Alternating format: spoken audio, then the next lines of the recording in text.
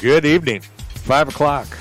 We're at the Bayside Gourmet, mile marker 82.7, and this is The View from Paradise. My name is Mark Mills. I am really grateful you are joining us this evening. I think we've got a great hour laid out for you. Folks who are kind of peeking behind the curtain, wonder what life is like in the Florida Keys. You're going to get a shot at it to really see. It's not just the locals scurrying about trying to feed off of Hell Week or the insane flow of tourists, but folks coming down, finding what's new, what's changed, because basically over the last 2 years, the Keys have been kind of redone from top to bottom. So thanks to a hurricane. Yeah, well, Irma came by and revitalizing. Yeah, I don't like the way this place looks. Basically, like a giant with toys. So we will get to that, and our guest this evening. Don't say a word. Is the executive director of Florida Keys Coalition, Environmental Coalition, and I think. We're talking about mosquitoes, we're talking about plastic, we're talking about a whole bunch of stuff that is just the root means of life in paradise and things that we've got to address. So, first and foremost, I like to address the people who make this program happen every week. You think? Those who divvy up $100 a month, and, it all works out. So, Sunshine Title, Ginny Pinnell, and the gals up at Sunshine Title, mile marker 103 in Key Largo. If you are, and I know you've also got the same ticket I have, but I think we see eye to eye on a number of things. Lots of folks are trying to make as much as they can on their home sales right now. Yeah, baby. Things are starting to slow down a little bit. 6-month window in front of any election. The housing market generally tends to grind to a halt. So, something you may be considering is not working with an agent or a realtor. Perish the thought. But if you're going to do a FSBO, trust me, you want a guide, and Sunshine Title will get you through that. I'm probably making all kinds of enemies with this speech here, but the bottom line is you want somebody whose focus is to get your deal done without any surprises, with a clean title and a policy that guarantees you hold the title or you in the bank. So that said, please contact Jenny, 305-451-0032. You can Google them up on the web, too, if you like. Jim LaPointe is our local money guy, and he's a good one, lending money on single wides, double wides, as wide as you want to make it, but his rates are amazing. We are looking at investment property through him, possibly. A 15-year is 3.1. Excuse me? 3.1. I mean, amazing. That is amazing. It's just like, geez, okay. So go to our website, radioa1a.com. Jim's placard is right there. Click on that, phone number, the whole 9 yards. It's all there. Give Jim a call. You will be glad you did. It's time to talk to Jim. Yeah, absolutely, it is time to talk to Jim. Monroe County Bail Bonds. Say it, Harry. Come on vacation, go home on probation. There you are. Nothing more needs to be said, folks. Too many of you have already set the example for the rest of us. So. Let me tell you, there's been a lot of success stories of people on Duval Street that their vacation was not ruined because they remembered. What was that? The Radio A1A said? Yeah. Home on, there you go. Also, FloridaKeysBail.com is their website, so it's easy to find. Good people in helping you out in a pinch. Yep. And that's the way it goes. And while you are here, if you drop your cell phone in the water, you are going to want to get to know Keys Smartphone Repair up there at, I think it's, 90 mile marker. 90 mile marker. 90. Yeah, in the marathon station. In the marathon station. Yeah, Victor is outstanding and has kept my old SE iPhone running like an old Briggs and Stratton. Oh, my gosh. Yeah. Remember the old Briggs and Stratton where you tied the rope around it and yanked it? Yeah. You're like Back to the Future or something. Pretty close. Pretty close, yeah. So it this thing has been in the water. I've broken the front off of it. I broke the bottom off of it. Take it to Victor. Victor goes, no problem. He does. Couple of minutes, done. So incredible smartphone repair. Keys Smartphone Repair. It's right there at mile marker 90 at the Marathon Station. Author Chip Bell has written number 14 books now, all based in the Florida Keys and South Florida. And great beach read. Can't beat it.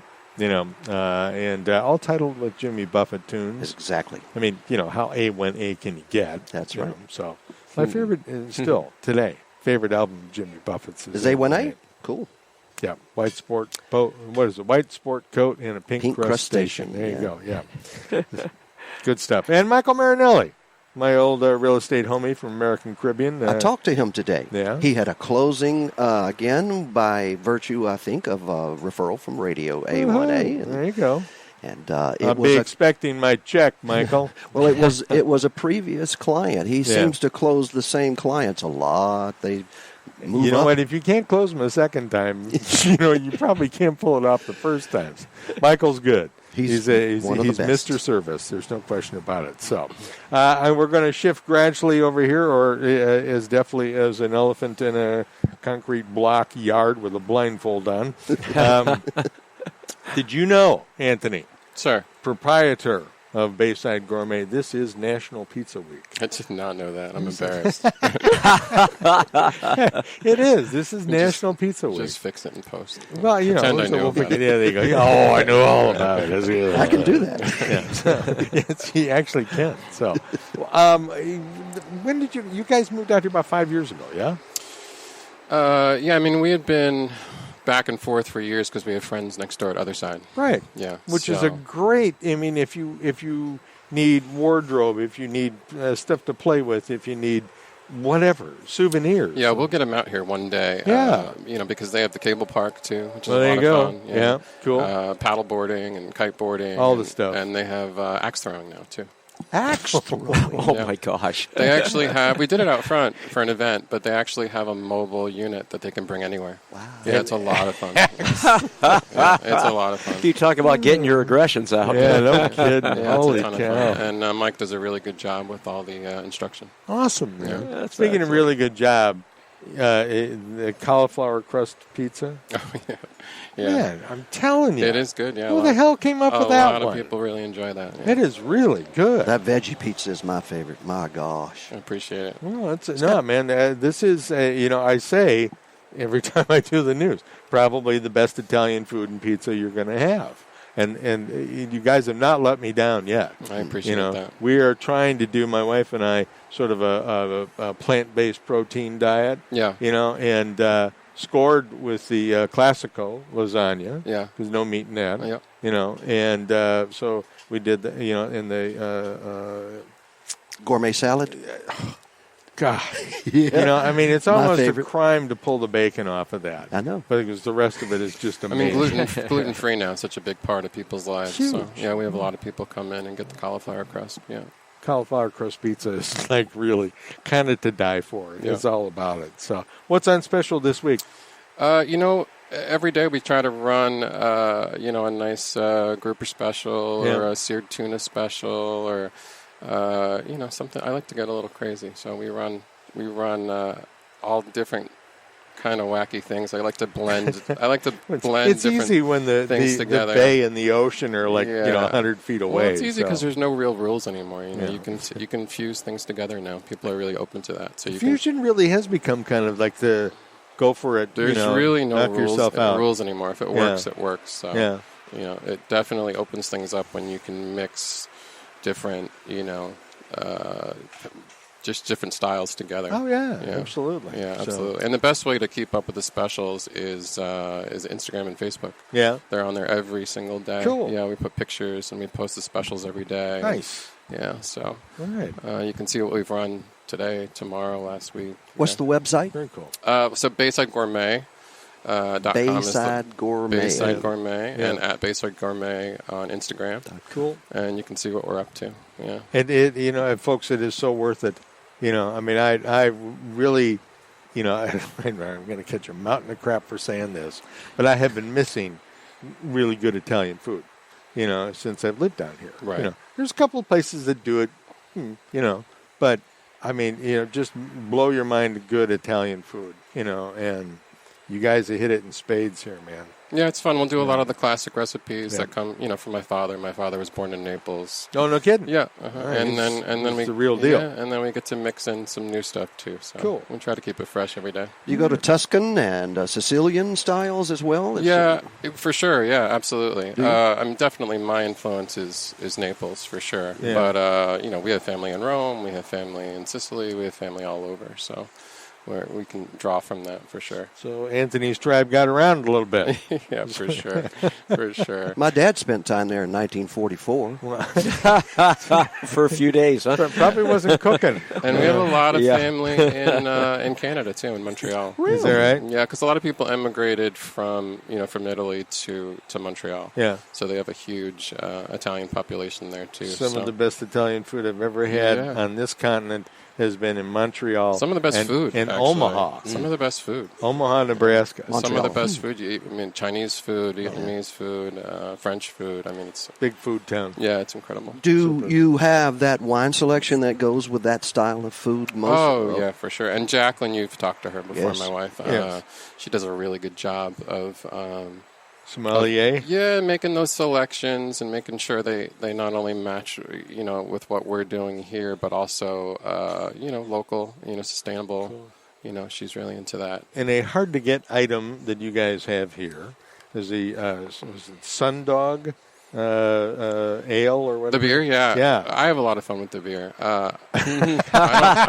Well, we are men, after all. I don't drink as much of it as I used to.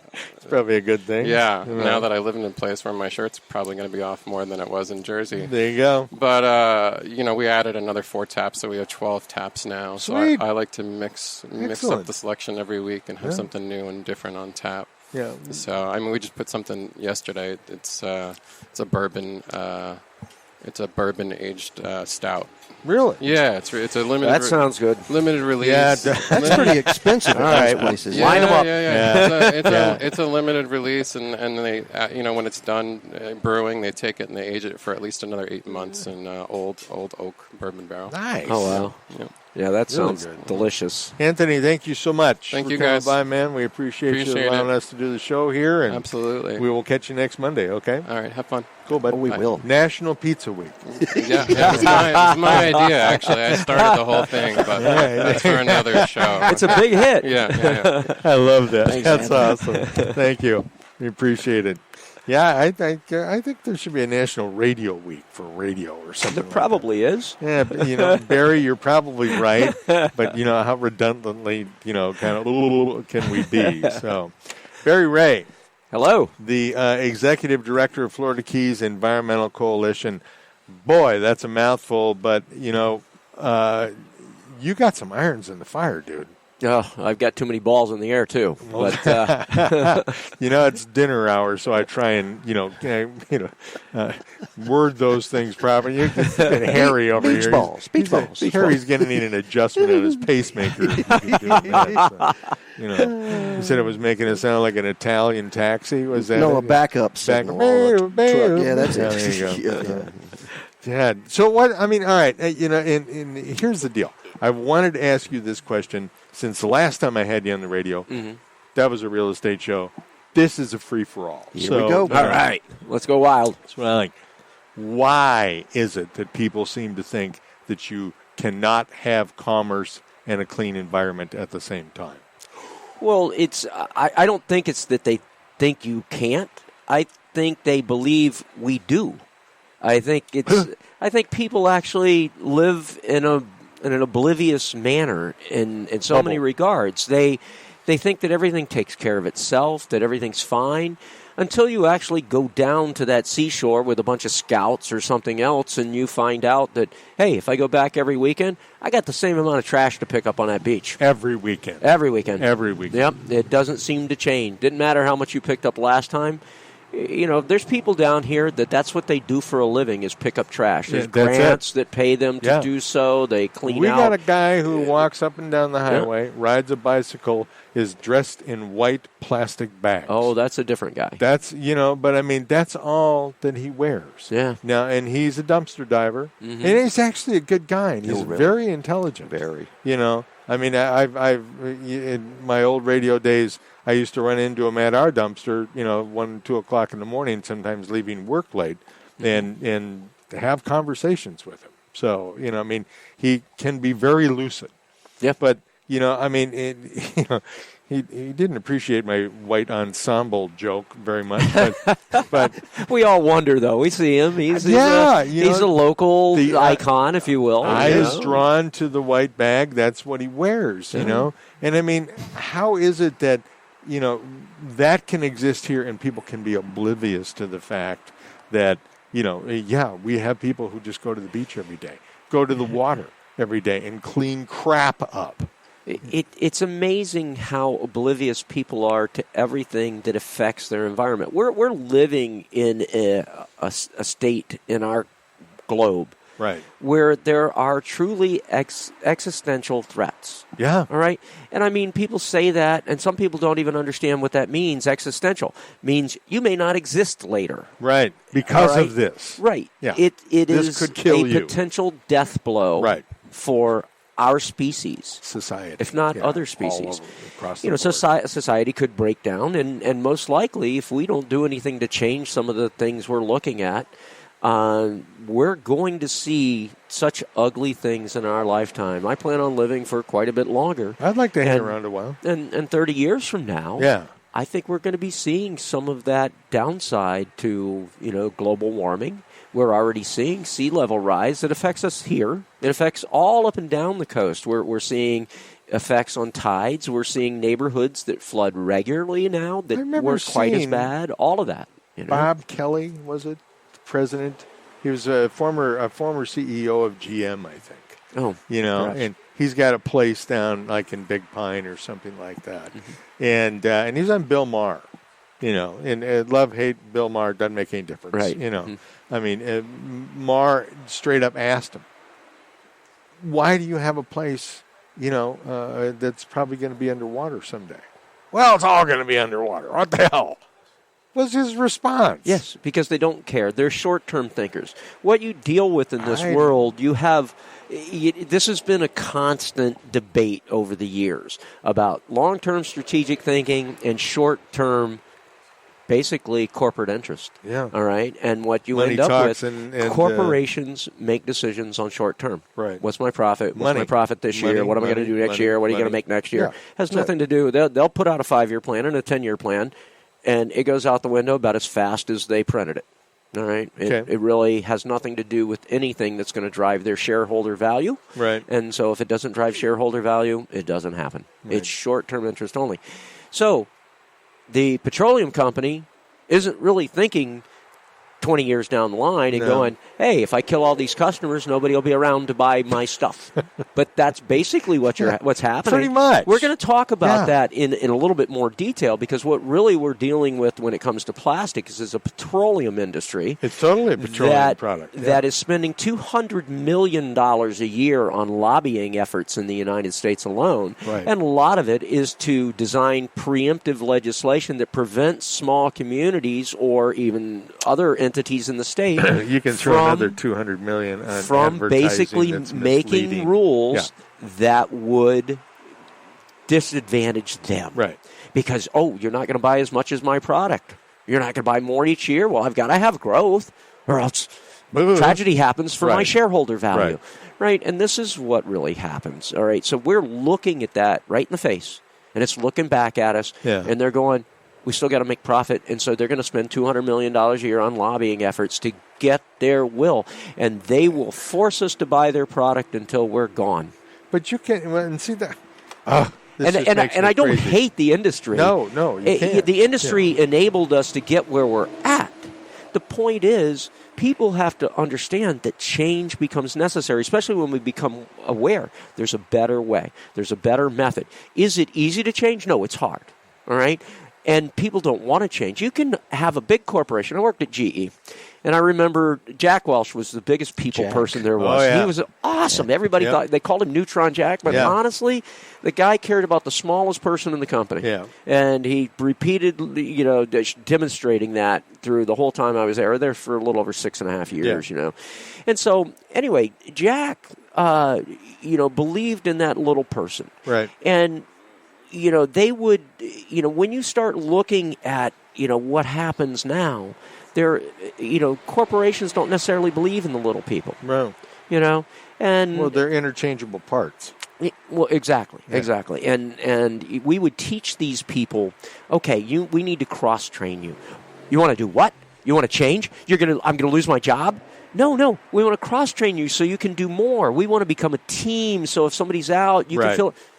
You want to? I'm going to lose my job if you train somebody else to do my job. Yeah. And this is what went on. Yeah. All right. We're paying people.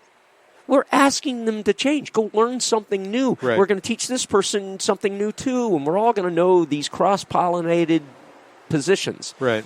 They were in sheer fear, didn't want to learn anything. We finally got it done. But it's the fact that you can pay people, and they're still going to fight you on change. Right. All right. So now you're talking about community, and you're going to ask people to change. And they're like, what? Change? I'm in a habit. I have the habit of doing this. It's going to cost me more money. I don't want to do that. Everybody fears what change. It's going to come down to, in my discussion with you guys today, is pollution is an issue of convenience.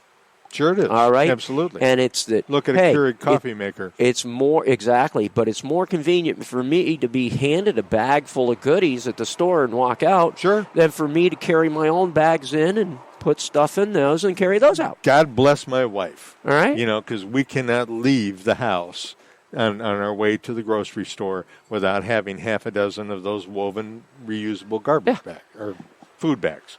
Garbage bags. But what the hell's the difference, right? But we bring our own bags into the store. Right. And I got to tell you, the first time I did that, I felt kind of like, Jesus, how big of a nerd have I become?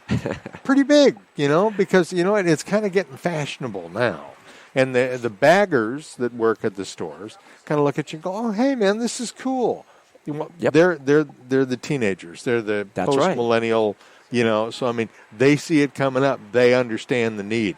I've had them at a couple of both grocery stores down here say, "Thank you for bringing your own bags." Right. You know what? If you get kind of in the habit of bringing your own bags, you realize, oh, God, it's actually really kind of easier than the other bags because I don't have to worry about the bags after. And guess what?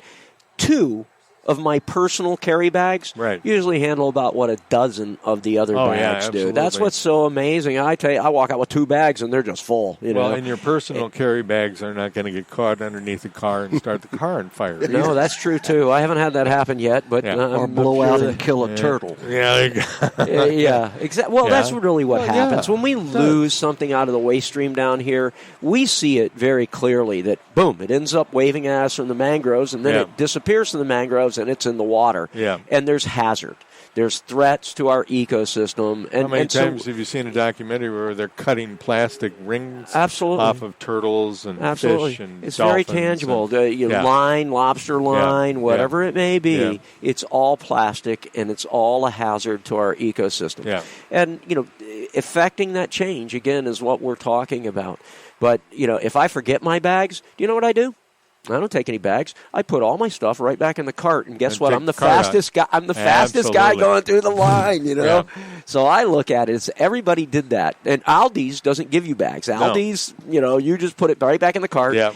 And if everybody did that, they'd actually save head count, the amount of money that these grocery stores would save. It even was a couple of people those plastic bags a year. Are not expensive, but they're when you use 1 billion of them in a year, oh God, it runs into some dough. You know how long their life expectancy is in terms of utility? 12 minutes. All right, that's it. 12 minutes. And it's dead. You don't use it anymore. But you know what? It has to be either recycled, thrown away, or whatever. How long does one of these last? They last 400 or 500 years. He's those plastic water bottles. Is there Yeah. You saw that, folks, right? Yeah, right there. Yeah. But I mean, when you think about it, and I've read of this, I've never been to that part of the ocean, but somewhere out there, I've been told, is something the size of Texas. Gyres out in the Pacific, sure.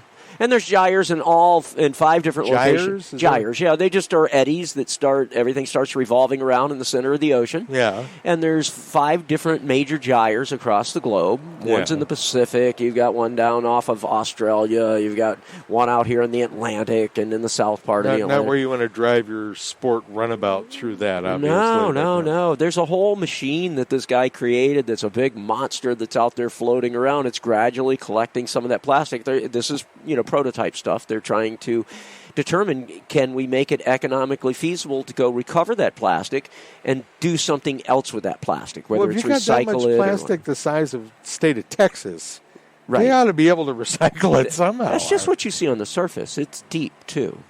It's, so there's a huge volume. So we're talking about cubic as well. Cubic, exactly. Look, only 9% of plastic gets recycled.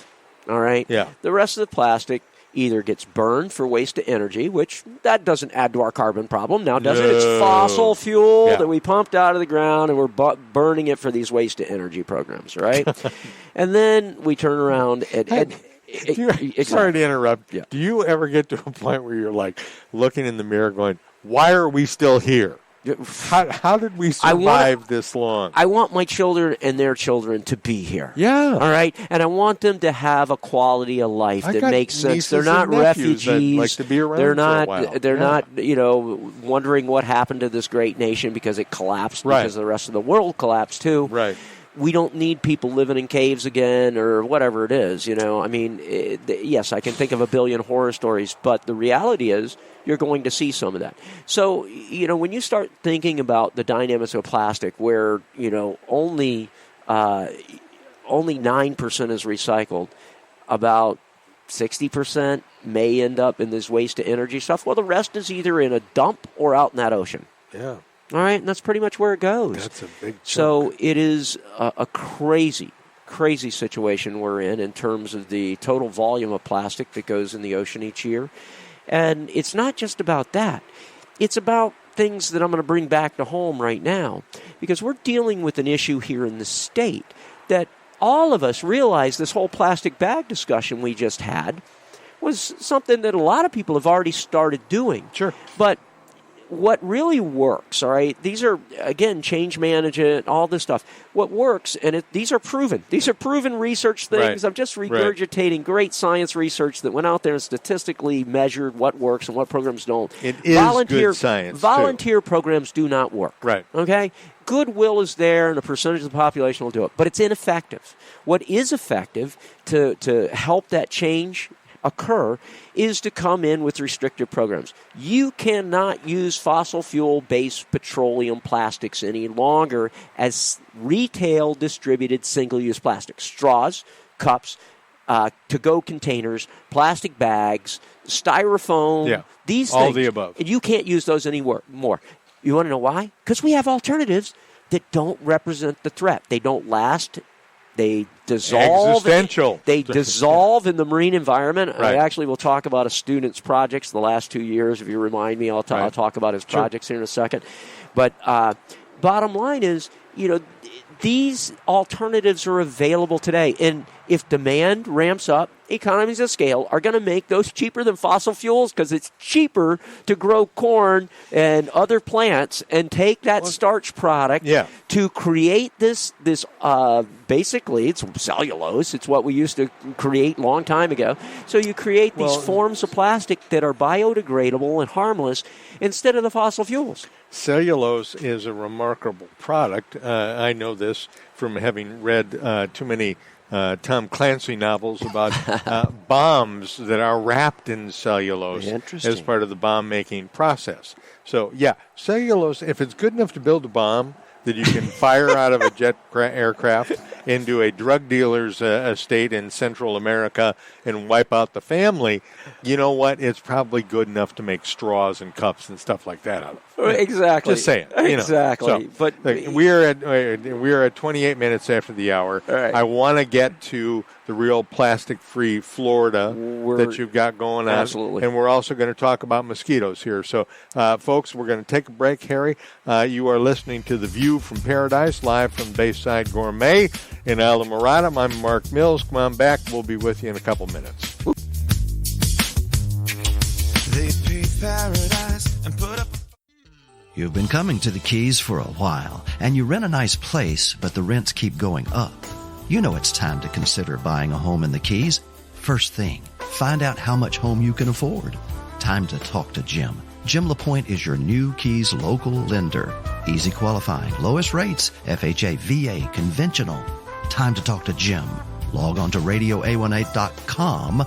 Click on interest rates. Rates change often, so check them daily.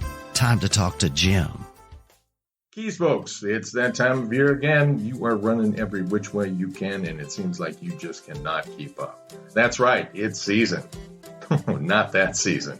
Tax season.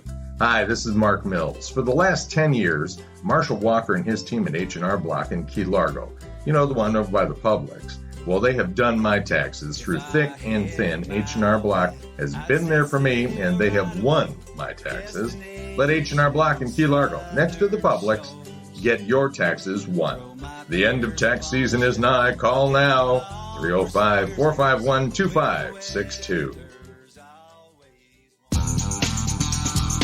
For a great holiday read, pick up the latest Jake Sullivan thriller, Gypsies in the Palace.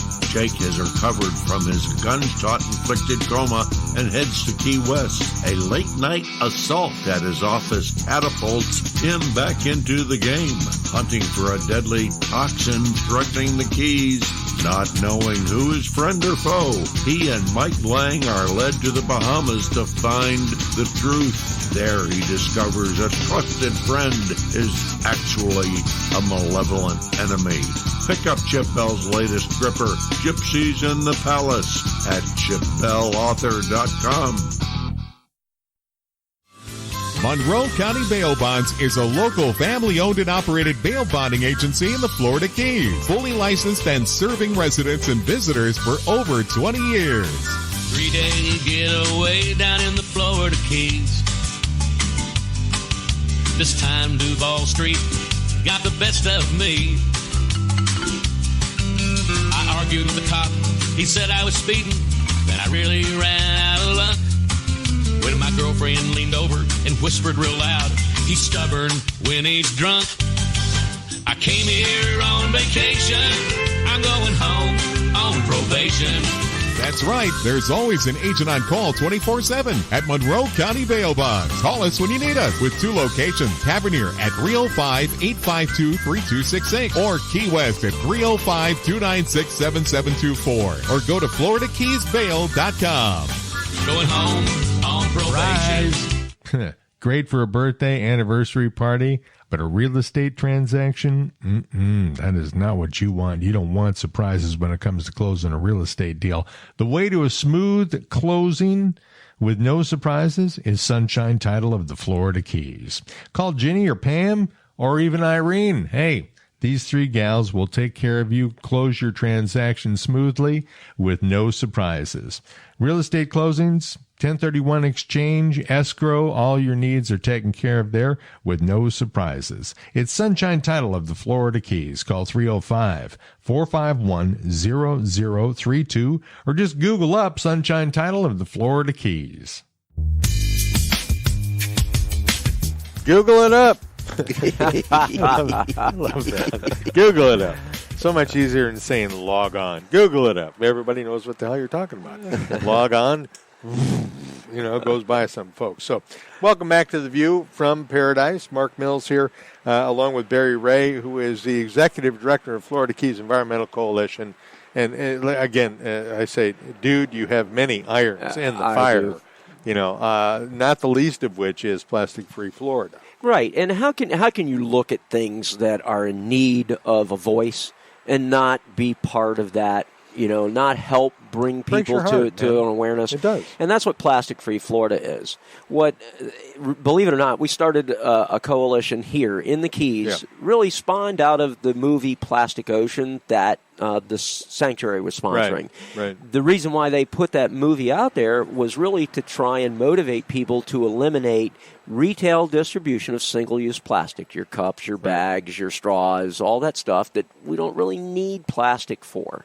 And there's been great programs. It is an easy item to get rid of, too. Oh, yeah. Isn't There's it? plenty of substitutes. Yeah. And they're biodegradable. They don't represent harm to our, environment. Right. And here it's so easy to harm the environment. It really is. And so we have to be extra careful.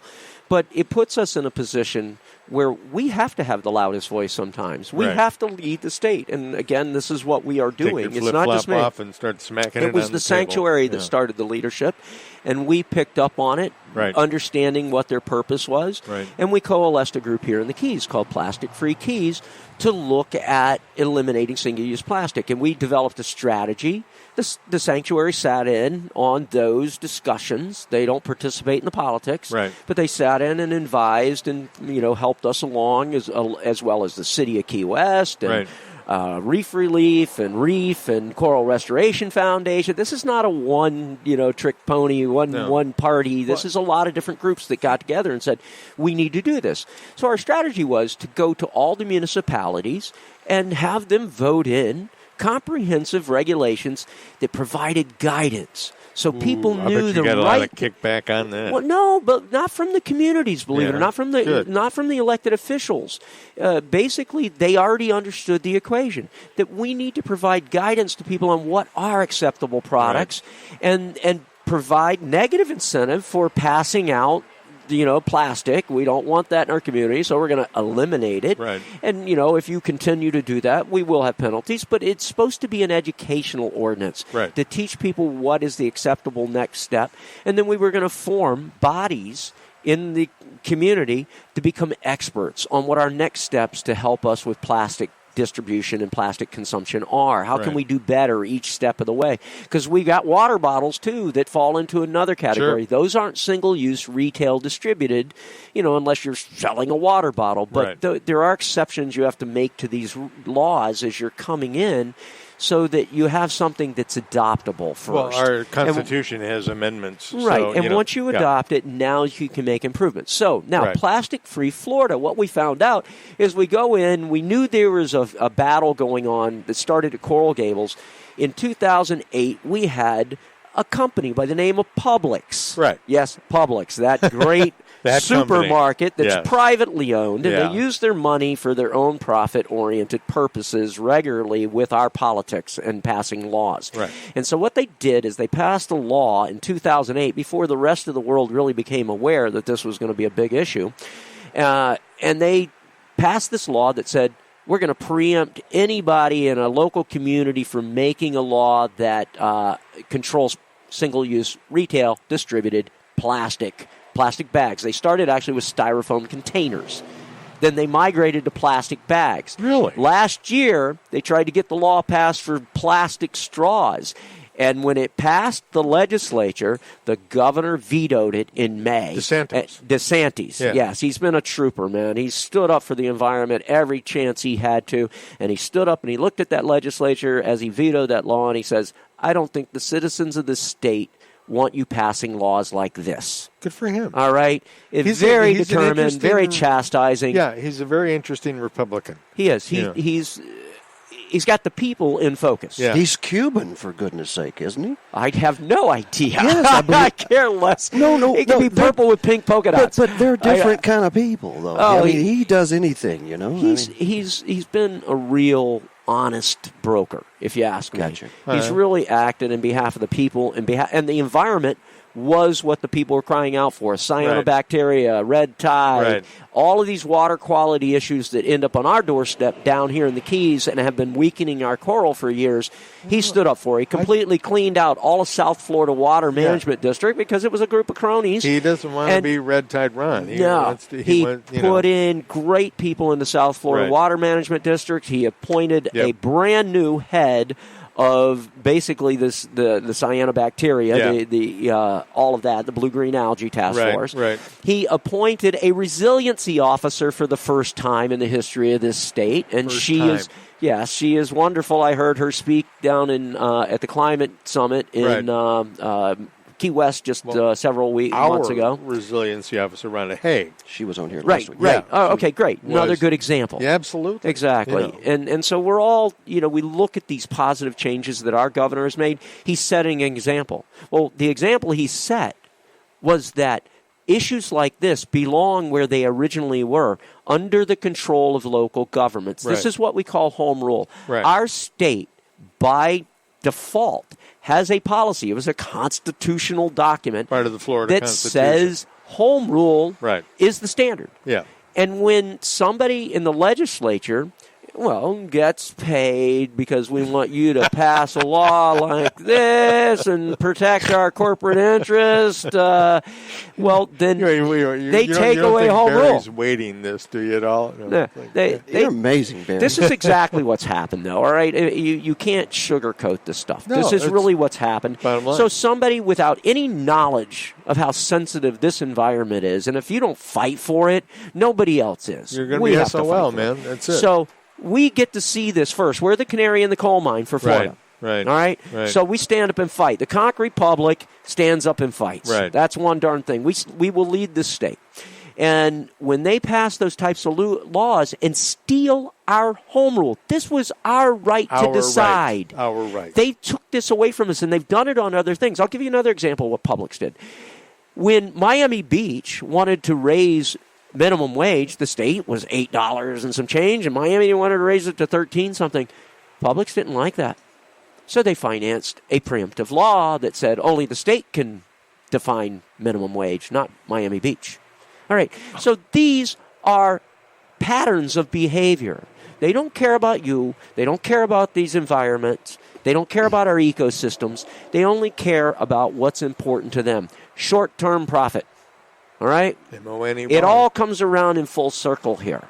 Here's the problem. Wow. And if I may raise remember, Harry's the guy who doesn't want to talk on the radio. Oh, no, I hate it. No, but if he brings his bass, we'll be singing. There you go. They have spent billions to educate us to be a disposable society. That's, of course, perfectly said. That's marketing. Yes. And you want to fight that with education to change human nature that has been instilled in us. And here we are where we are suffering the symptoms of all the tourism folks that stop into Publix. They have no idea about our home rule or our laws or whatever, but they go down to the beaches, and all of a sudden that's where we see the results of all of this instinct of a disposable society. Let me give you a shore up on that. Give me. Come on, big boy. Here's the deal. But we are a throwaway society. You're perfectly on spot. And we've been marketed to that mentality. In the land of China, they are the number one manufacturer of windmills and solar panels. How about number one? Yeah. Why do you think that is? Not because they're nice guys, not because they're trying to piss off Americans. They are because there is profit in that. Absolutely. There is money in that. And for years we were told, well, you can't make solar panels, you can't make any money doing it. You can't make windmills, you can't make any money in it. It's like, all right, where did this wagon load of BS come from? And I mean, we're being marketed to, and I'll tell you what, when a particular individual promised to bring all these coal jobs back to the country, the worst possible thing you could do, and I have nothing against what a man does for a living. Nope, I absolutely respect not. Anybody who's going to go down in a hole in the ground a mile down and dig coal has got bigger balls than I will ever have. Where would we be without those people? But, the bottom line did. is I would gladly take that man out of that hole and educate him to build a windmill, to build a solar panel, and pay him twice as much money per hour. Right, but as he can make. we see the need to transition. You know, whether it be your vehicle, whether you're ready to adopt a electric car or whatever, we all have to start doing things differently. Right. All right. When it comes to plastic, and you wonder why, you have this big petroleum lobby we talked about. You know, $200 million a year. You know, to pay for laws to assure that they still can have a market. We have to object. We all have to object. I agree. And we have to realize that we have to be part of this solution. Yep. And so when a company like Publix does what they did to steal our rights to make the proper decisions for our community, we need to object. Yeah. Now, Publix has a lot of goodwill. That I think that goodwill is falsely placed. Tools program is magnificent. I've been a big supporter of that for a long time. The bottom line is what they do is they have a little bit of investment in doing these community things, and they get a lot of goodwill out of it. They got tons of it out of me. But the behind-the-scenes stuff that they do is really reprehensible. It is. And it doesn't get exposed. You know, we wish they would come in line. We think it's just crazy that they would want to give away plastic, but I have to believe that there's an ulterior motive. There's probably an investment. They probably have a big stake in the plastics industry. They are a privately owned company. Single use. And so they're giving away this plastic when there's better alternatives. And so here's what we're doing as Plastic Free Florida. It is a strategy that we started this, and we want to amplify this discussion each week. So what we're doing is we're protesting in front of Publix. We're protesting a few things. One, Publix passed these laws, and they basically trash our community. When you say they passed these laws, they paid for these laws getting passed. Yeah. All right, they pay for the court cases that are being fought right now to sustain those laws. Okay. All right, that court case right now with Coral Gables is at the Supreme Court in Florida, and we may or may not win that. We don't know. So what this is, the Plastic-Free Keys, we're pushing to pass two bills that are in the legislature now. SB 182, which is the Senate bill that would repeal these two laws that protect their interest in plastics. Okay. All right. The other one is HB, House Bill 6043, and it would do the same thing. They're identical bills that will repeal these laws. We're supporting those. That's part of what we're doing with our protests. We're also exposing that Publix is culpable in this, actively culpable. And then we're also asking school kids to come out and explain what plastic means to them. Right. All right. We don't want the kids associated with the policy issue. They want to. I like that. They may want to get into the policy issue. Like kids are pretty progressive. But we ask them, please just come out and tell what plastic means to you, what you've learned about plastic. And when a kid shows up and goes, "There's no Planet B," it is a powerful statement with a kid. Not Plan B. You said Planet. Planet B. Planet. Right. Yeah. There is no Planet B. Yeah. We don't. All right. Until Elon Musk gets to Mars, right? Yeah. There is no Planet B. Yeah. And that's a ways off. All right. So this is about our children and our children's children, whether or not they have a quality of life existence. If we're not fighting for them, nobody is. This is real. This is not, oh, well, it's really not happening. No, it's happening. And it's happening fast. All right? Our sea level rise is happening. There's a whole series of things.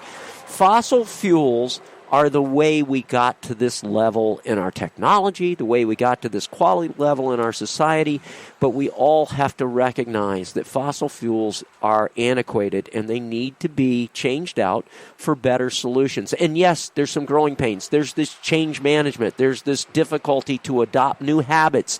Well, it was easy doing it this way. I just go to the gas station, fill it up, and I'm done. And I keep going, and Exactly. Well, guess what? I have a friend of mine that has a battery company that is developing right now. They're establishing a place in Detroit. Yeah. And their battery technology will allow you to charge your car as fast as you pump fuel into it. So the technology is coming of age. Yes, it is. All right?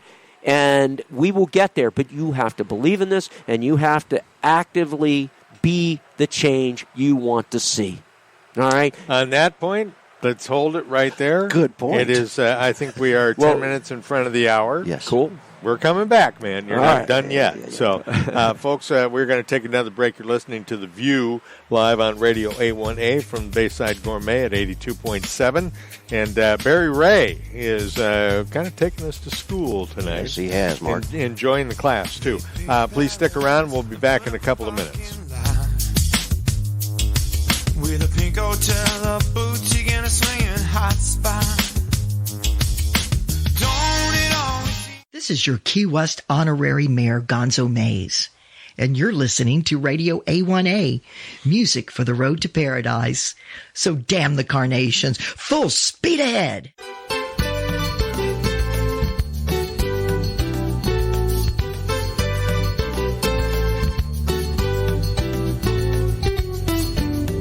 Hi everyone, Key West Honorary Mayor Gonzo Mays here. If you want to take a fun romp with yours truly, check out my Scratch and Sniff Gonzo Dispatches in every edition of Destination Florida. Destination Florida will also give you the 411 on everything that's happening throughout Key West and all the Florida Keys. Looking for great places to explore, shop, eat, and party? Destination Florida will point you in the right direction. You can find the #1 Florida Keys Visitor's Guide in rooms of top lodging properties, the local chambers, and popular spots throughout the fabulous Florida Keys. Also online at destinationfloridakeys.com. Check it out. Hello, Radio A1A listeners. This is Michael Marinelli of American Caribbean Real Estate. Let me ask you, are you tired of the same old real estate agents doing the same old stuff the same old way? I provide a level of service that most agents can't, don't, or won't. Contact me to find your piece of paradise here in the Florida Keys, or to assist you in finding a great agent nationwide. As part of the Christie's International Real Estate Network, I've got a team of agents that can take care of you no matter where you are. So no matter what your real estate needs are, with 22 years of service, contact me, Michael Marinelli, the real estate conch of American Caribbean Real Estate, at 305-439-7730, or visit me at my award-winning Florida Keys Real Estate and Lifestyle blog at therealestateconch.com. I look forward to working with you soon. This is Radio A1A, music for the road to paradise. And remember when the Beatles sang about twist and shout? Yeah. They weren't talking about dancing. Welcome back to the program, folks. The View live from Bayside Gourmet in Paradise. We are talking with Barry Wray, who is the Executive Director of Florida Keys Environmental Coalition.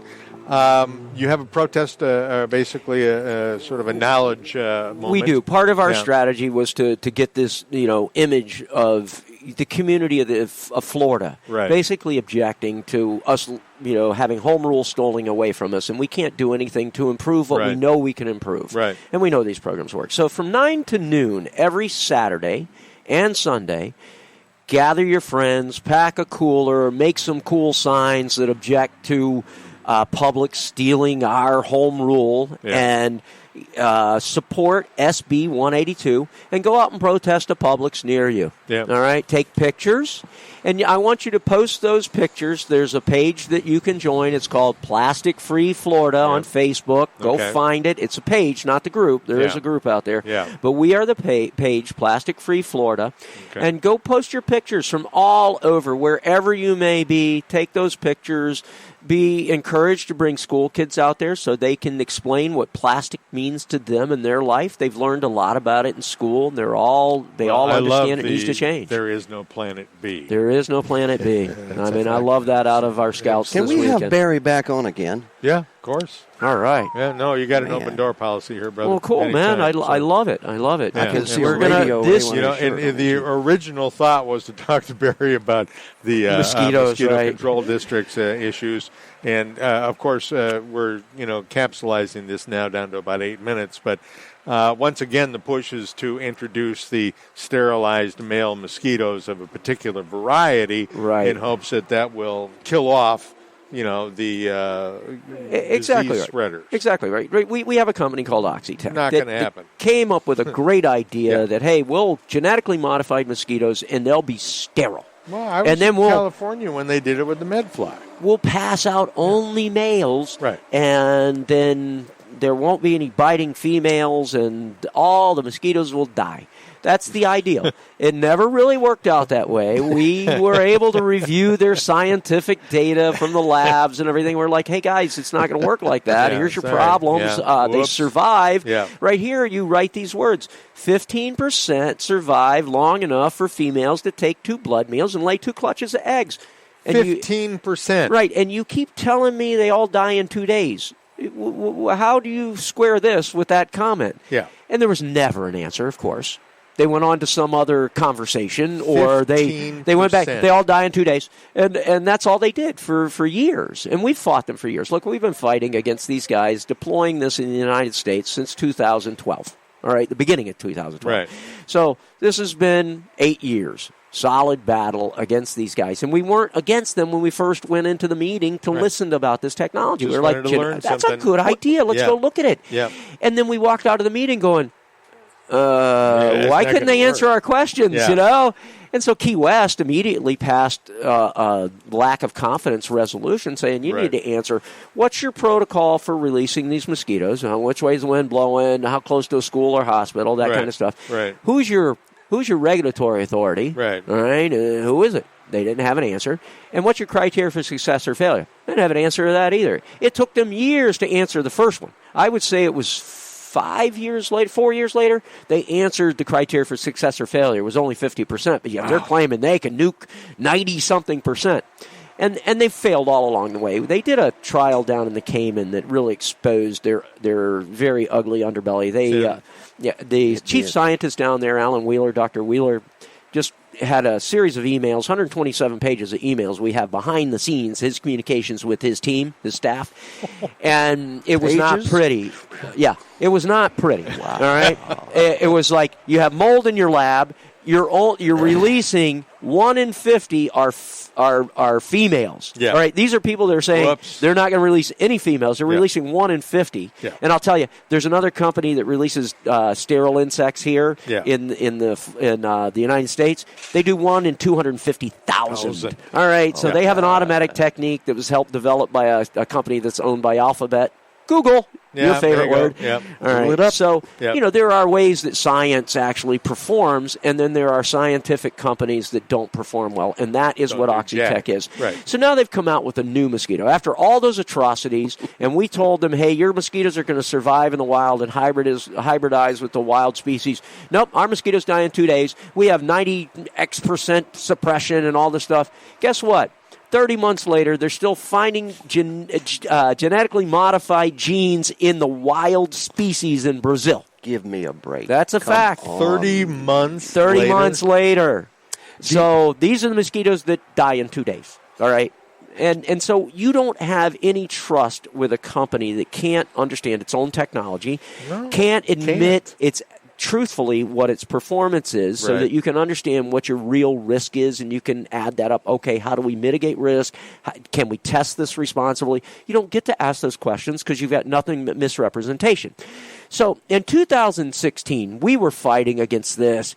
The little community of Key Haven, which is a subdivision just outside in the county, just outside of Key West. They had become very well educated, and they were going to have a referendum on whether or not this trial was going to go on in their neighborhood. Right. Well, 6 weeks before, all of a sudden, the mosquito control, which was dominated by a guy named Phil Goodman, decides, oh no, we're going to have a countywide referendum, and they passed that. Well, we have 6 weeks now to educate the Keys on a very complex issue of these mosquitoes. I mean, the people in Key Haven have had years to learn about it. People are 70,000. And you've had millions and millions of dollars of marketing that looks like objective articles being written in magazines and things like that, and online publications. Being spit out by Oxitec for years. And they put over $1 million in marketing. They had 3 different marketing agencies working on this referendum because then it was owned by a U.S. company called Intrexon. Right. And so they were able to do that. And so they misrepresented what their performance was actually going to be, and they had that referendum ran here in this county. And I consider that referendum invalid. You may have seen the articles I was quoted in the newspapers recently. But that when you have informed consent, which you should have when you have an insect that's going to bite you, and you're going to release it in my neighborhood, it's genetically modified, disease, you're allowed to have informed consent. Well, it's misinformed consent if you don't tell the truth. Yeah. And that's what our mosquito control is culpable in. Phil Goodman made a marketing video for this company, and they're not even an approved vendor. How do you do that as an elected official? All right? That's it. That money thing. See, they can't see that on radio either, Harry. Yeah. So that money thing. You absolutely wore out the PhD on we had an hour show. We had him on for the first 30 minutes. Remember that? Yes. Oxytech, unreal. PhD on, and then Barry came on, and then after that, they offered us money to run ads, and we said, no, I don't think so. No, thank you. Well, thank you. Thank you for that. We have to have some ethics in life, don't we? Yes, we do. And that's all we ask for. We're going to wrap it up. Barry Wray, thank you so much. Thank you guys for having us. And let's continue the conversation. Open door. There's more. Open door. We have Keys Days coming up in Tallahassee. Let's hope our elected officials can go up and make a difference for us. Absolutely. You got it, man. Thank you. Thank you. All right, folks, that is going to wrap up another edition of The View. And my eternal thanks to Barry and the Florida Keys Environmental Coalition. God, they're doing some good work. Boy, aren't they? And Plastic Free Florida. Check it out on Facebook. Please go there, get information on the protests, basically. That's right, 9 to noon. Publix on Saturdays. Saturdays and Sundays. Good reasons to do it, folks. We will see you next week. I'm going to be talking to Bobby Doobie from the FWC, Derelicts, and we're going to be talking about Montessori schools. Wonder. Woo! See you next Monday. All right.